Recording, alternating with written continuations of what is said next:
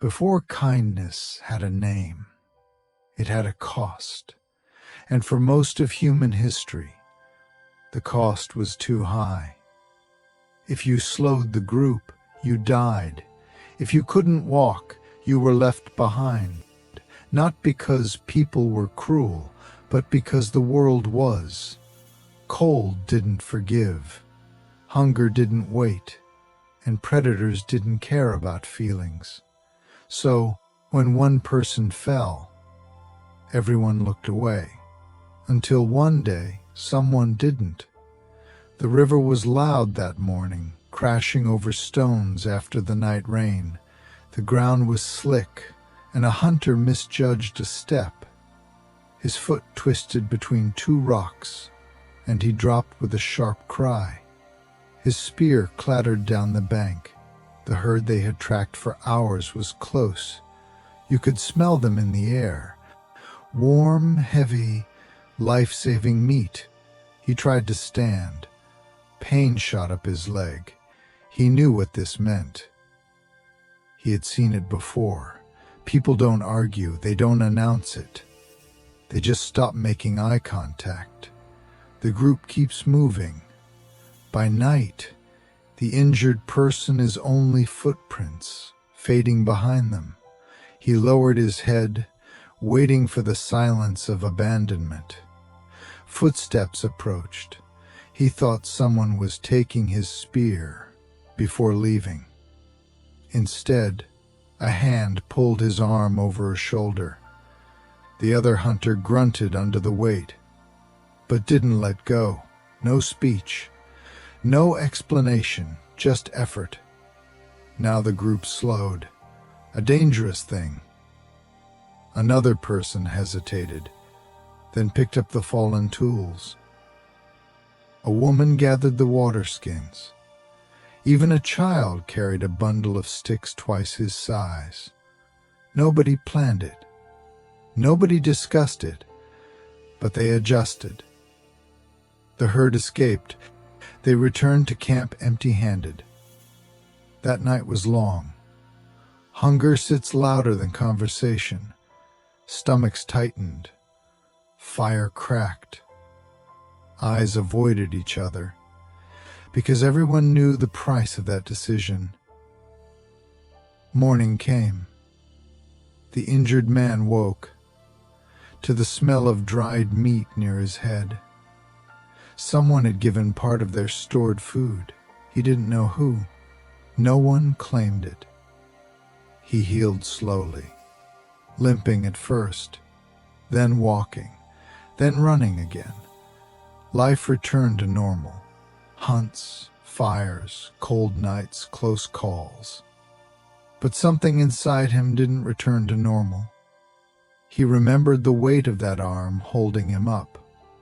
Weeks later, the sky changed without warning. Wind rolled down from the mountains, and darkness swallowed the sun early. One hunter hadn't returned.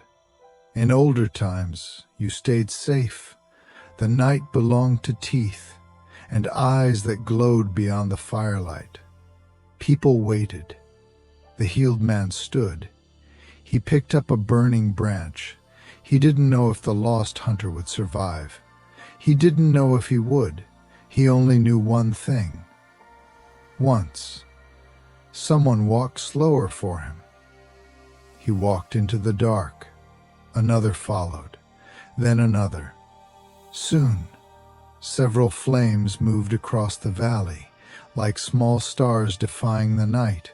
They found the missing hunter, collapsed beside a tree, shaking, barely conscious. 3 people carried him back. Nobody celebrated, but nobody slept alone again. Years passed. The change spread quietly. An older woman who couldn't hunt anymore began shaping sharp stones better than anyone else. Hunters used them and brought extra food without discussion.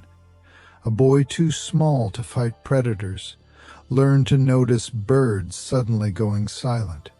He warned the camp before danger arrived, the strongest hunter, started eating last, not as sacrifice, as understanding. Strength moves between people.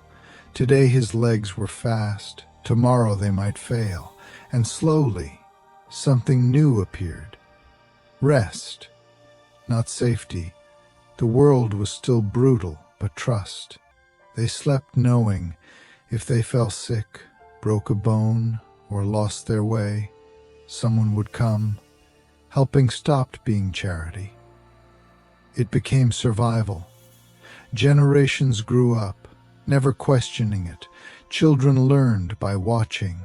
You lift what another drops. You share when someone can't gather. You walk back for the one who didn't return. No rules carved in stone, no leader demanding it. Just memory living inside behavior. The group became stronger than any single body could ever be. Storms still came. Winter still killed, but fewer died alone. And one quiet evening, as firelight flickered across faces, relaxed enough to close their eyes deeply, humanity crossed an invisible line. Not when tools improved, not when fire was mastered, but when a person believed, if I cannot stand tomorrow, someone will stand beside me. That belief built families, then villages, then cities, then the entire world you live in. Every hospital, every rescue, every stranger holding a door, every hand reaching after an accident, all echoes of that first costly decision beside a river. Helping others is not losing. It is investing in the moment. You will need help yourself, because one day everyone slips. The question that shaped our species was never who is strong. It was always, when someone falls, do we keep walking or do we carry?